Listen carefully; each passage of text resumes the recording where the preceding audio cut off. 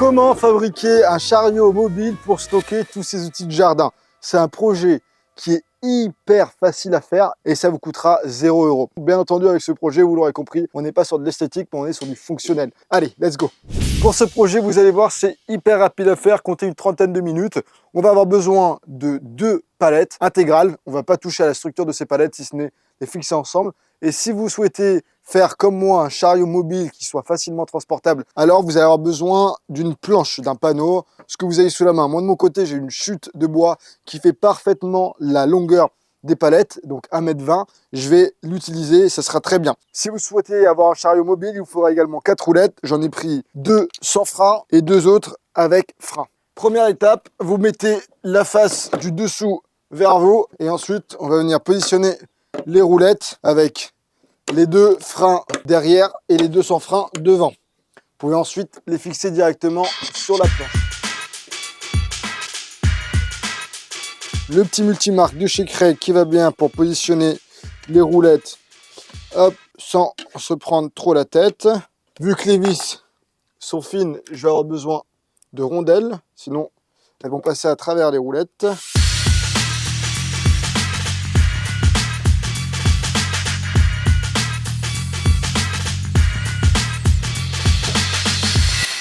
Et voilà, les roulettes sont fixées. On a notre plan de travail. Ce qu'on va faire maintenant, c'est positionner une première palette avec les semelles qui vont aller vers l'extérieur. Ça nous permettra d'avoir plus de place ici pour mettre des cisailles, des sécateurs. Et par contre, pour la palette du devant, on va mettre le plancher vers l'extérieur. Et on va la décaler un peu, puisque ça permettra déjà, ici dans ce compartiment, de mettre des manches pour tous nos outils. Mais ici, on pourra se fixer des accessoires sur lesquels viendront se clipser les manches. Et par exemple, si on a une pioche, on pourra la faire poser contre le panneau en bois juste ici. Ça permettra d'avoir plus de support. Une fois que vous avez positionné comme vous le souhaitez les palettes, il n'y a plus qu'à les visser ensemble et également les visser à la base. Comme ça, le tout sera solidaire.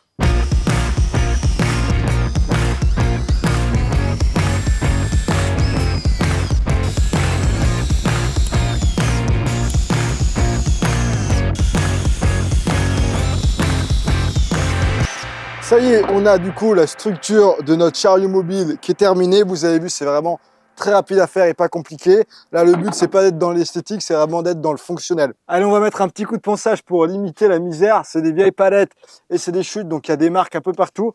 Comme ça, ce sera un peu plus propre. Et pour éviter de devoir tirer une rallonge, parce que ma prise, là, elle est un peu plus loin à l'intérieur de chez moi, je vais prendre cette station de charge. Ça me permettra en plus de vous la présenter, puisque c'est le sponsor de cette vidéo et c'est eux qui me permettent de payer le cadreur et le monteur pour vous faire cette petite vidéo tuto. Donc Jackery, déjà, vous l'avez compris, ils sont spécialisés dans la commercialisation et la fabrication de stations de charge, panneaux solaires, tout pour être autonome en énergie. Ça fait 12 ans qu'ils existent, ils ont vendu plus de 4 millions d'unités à travers le monde, donc voilà, c'est pas une nouvelle marque qui arrive sur le marché et c'est la première fois que j'ai entre les mains une station de charge de leur part. Là, c'est le modèle Explorer 2000. C'est une station de charge qui est réputée pour être très compacte et légère par rapport à sa capacité de 2042 kWh. C'est une des plus légères sur le marché, donc on peut la transporter facilement. Elle est mobile, ça peut se mettre facilement dans le coffre d'une voiture si on veut partir faire un petit bivouac en mode road trip. Ça se transporte facilement à l'autre bout du terrain si on a besoin d'avoir une alimentation en électricité pour brancher un outil filaire, par exemple si on veut bricoler à l'autre bout du terrain ou dans ma forêt un peu plus bas. En termes de sortie, on a une sortie de 2200 watts, donc on peut venir brancher et alimenter la majorité des appareils électroniques qu'on a tendance à utiliser. On va très bien pouvoir alimenter un ordi portable, un aspirateur, des outils électroportatifs. On a aussi le fait qu'elle peut se recharger hyper rapidement. Donc si on la branche via l'app, on peut venir atteindre de 0 à 80% de batterie en 52 minutes. Donc c'est pas mal du tout. Et en plus de ça, si jamais vous avez un panneau solaire, vous allez pouvoir recharger cette station de charge avec un panneau solaire. Je viens de raccorder le panneau solaire avec la station de charge. Ça me met en entrée 193 watts. Donc c'est le panneau solaire qui recharge donc la station de charge. Et en termes de durée de charge, ça met 8,9 heures. Donc bien entendu, lorsque vous rechargez avec un panneau solaire, ça met beaucoup plus de temps qu'avec une prise secteur. Mais déjà, en 9 heures, on aura notre station de charge qui sera pleine. Et donc ça permet de bénéficier de l'énergie solaire gratuitement. On a des sécurités qui sont intégrées pour améliorer la durée de vie de la batterie. Donc elle peut résister à plus de 4000 cycles. Donc on va pouvoir lui mettre la misère avant qu'elle nous dise au revoir. On a bien sûr différentes sorties. Donc ça c'est assez polyvalent. On a deux sorties prises. On a une sortie USB-A de 18 watts, une sortie USB-C de 100 watts, une sortie USB-C de 30 watts, une sortie DC de 12 volts. Pour ce qui est des autres caractéristiques, je vous mettrai le lien dans la description. Vous irez faire vos recherches de manière plus spécifique si jamais vous avez envie d'investir dans une station de charge de ce genre.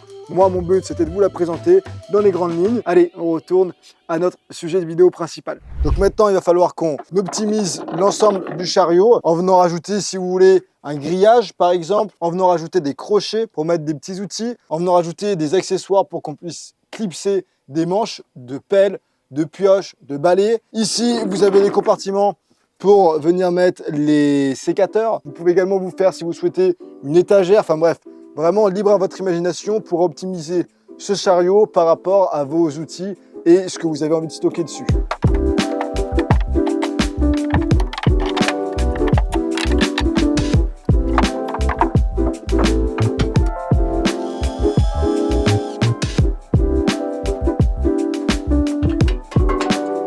Et ça y est, on a terminé de fabriquer le chariot. C'était hyper rapide, on est d'accord. Mettez-moi dans les commentaires ce que vous pensiez de ce projet. Je le dis toujours avec beaucoup de plaisir. Si jamais vous galérez à récupérer des palettes, parce que je reçois beaucoup de questions de la part de certains d'entre vous, alors je vous mets un lien là juste en dessous, ça vous permettra de télécharger un guide PDF que j'ai écrit, donc j'ai pris du temps pour le faire, c'est gratuit pour vous, et je vous donne tous mes meilleurs conseils et les bonnes adresses pour récupérer des palettes gratuitement. Allez, sur ce, j'en ai terminé là, prenez soin de vous comme d'hab, gardez le smile, gardez la forme. Si vous bricolez, faites gaffe à votre santé, et je vous dis à très vite pour une prochaine vidéo.